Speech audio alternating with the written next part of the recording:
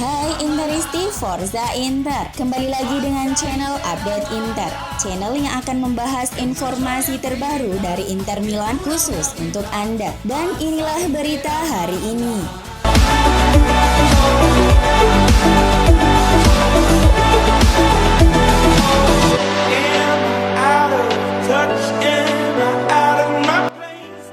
Pelatih Inter Simone Inzaghi yakin timnya memiliki target yang realistis untuk mencapai puncak klasemen Serie A pada akhir tahun.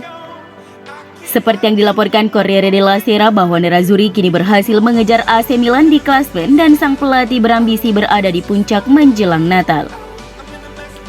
Inter memasuki jeda internasional terakhir dengan 7 poin di belakang pemimpin Liga AC Milan dan Napoli. Dengan hasil imbang melawan Rossoneri di derby membuat mereka kehilangan kesempatan untuk mengejar ketertinggalan. Namun mereka segera memiliki kesempatan lain untuk memperkecil ketertinggalan setelah kembali dari jeda.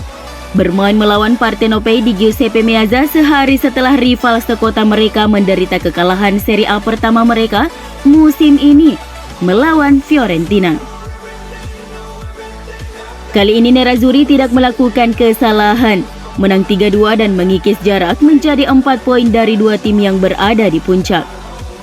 Akhir pekan ini Rossoneri kembali tersandung, kalah memalukan dari Sassuolo, sementara Inter menang meyakinkan dalam lawatannya menghadapi Venezia. Ini berarti Nerazzurri kini hanya terpaut 1 poin dari rival sekota mereka di klasemen. Kemenangan 4-0 Napoli atas Lazio kemarin membuat Inter tetap berada 4 poin di belakang Napoli. Namun kepercayaan diri skuad Nerazzurri kini telah jauh meningkat dan Inzaghi yakin Inter mampu sapu bersih poin di 5 laga terakhir musim ini, kemudian mengambil kendali penuh dalam perburuan Scudetto.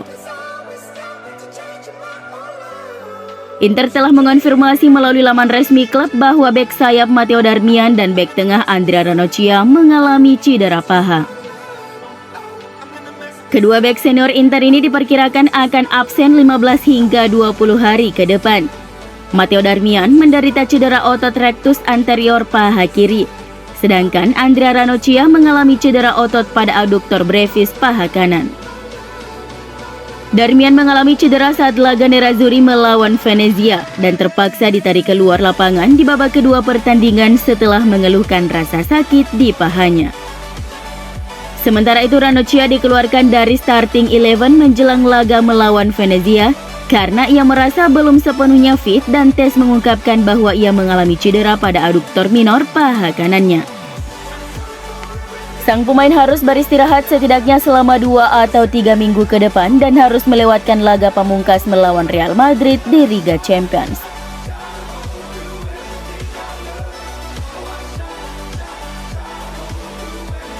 Gelandang Inter Arturo Vidal telah sembuh dari demam dan kembali mengikuti sesi latihan bersama tim menjelang pertandingan Serie A melawan Spezia pada Kamis dini hari waktu Indonesia Barat. Nerazzurri telah mengonfirmasi melalui laman resmi bahwa kedua pemain asal Chili, yakni Arturo Vidal dan Alexis Sanchez, terlibat dalam sesi latihan secara penuh bersama skuad asuhan Simone Inzaghi pada Senin sebagai persiapan laga pekan ke-15 tersebut. Vidal sebelumnya absen dalam pertandingan 2-0 Inter atas Venezia karena terserang gejala demam dan peradangan tenggorokan. Sementara itu Sanchez juga telah menepi dalam beberapa pertandingan terakhir Nerazzurri karena mengalami cedera paha saat melakoni tugas internasional bersama tim nasional Chili. Namun kedua pemain tersebut kini telah sepenuhnya pulih dan siap tampil di saat Nerazzurri menjamu Spezia asuhan Thiago Motta di Stadio Giuseppe Meazza.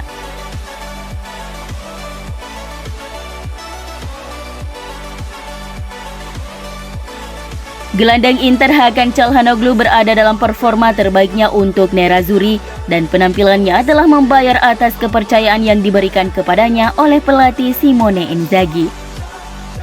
Corriere dello Sport berpendapat bahwa sang pelatih telah memberikan dukungan yang konsisten untuk pemain berusia 27 tahun itu di dalam skuadnya dan kini visinya untuk sang pemain mulai membuahkan hasil. Pemain Turki itu kini telah mencetak gol dalam 3 pertandingan terakhirnya untuk Nerazzurri, mencetak gol dari titik penalti melawan AC Milan dan Napoli, sebelum mencetak gol pembuka dari jarak jauh melawan Venezia.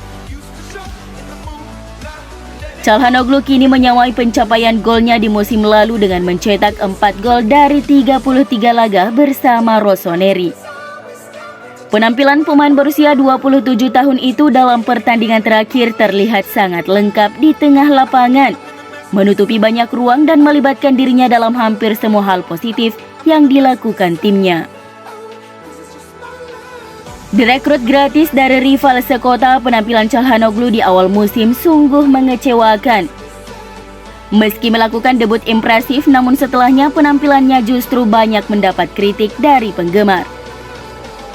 Namun Inzaghi kepada media selalu membela sang pemain dan terus memberikan kepercayaan kepada sang pemain untuk menempati satu pos di lini tengah Inter.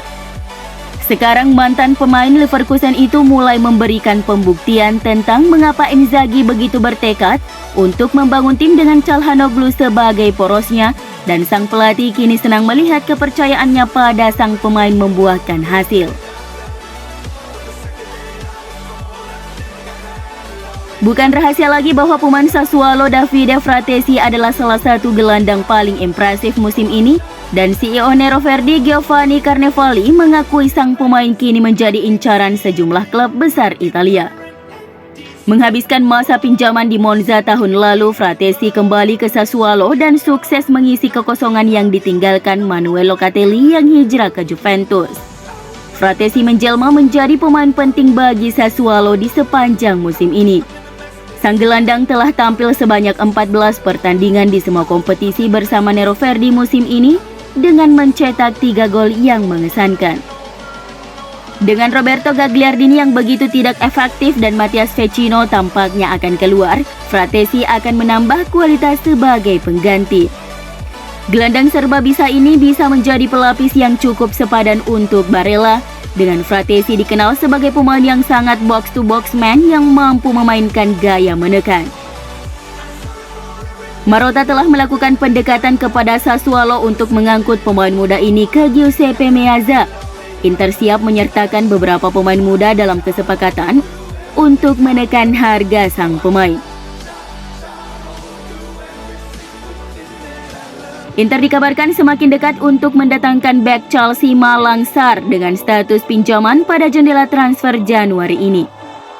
Sport Mediaset melaporkan bahwa Nerazzurri sedang dalam negosiasi lanjutan untuk merekrut pemain berusia 22 tahun itu dengan status pinjaman disertai opsi permanen.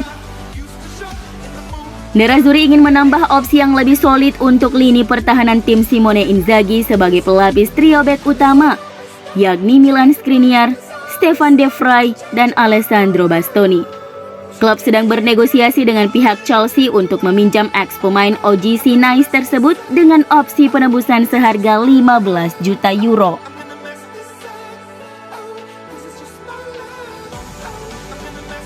Corriere dello Sport yang melaporkan bahwa Nerazzurri tidak terburu-buru membuat keputusan untuk mengakhiri kontrak Christian Eriksen pada akhir tahun ini. Eriksen masih belum memenuhi syarat untuk bermain untuk Labinia Mata karena peraturan kesehatan dan keselamatan di Italia yang melarang penggunaan implantable defibrillator yang dia pakai saat ini.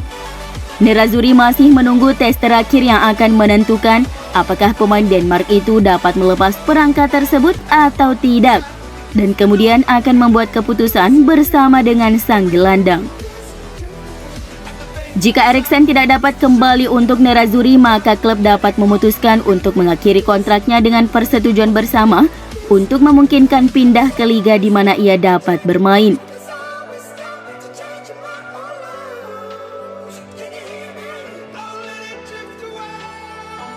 Para peraih penghargaan di ajang Ballon d'Or 2021 telah diumumkan di Théâtre du Châtelet, Paris, Prancis, Selasa dini hari waktu Indonesia Barat. Pemain asal Argentina Lionel Messi resmi meraih penghargaan Ballon d'Or 2021.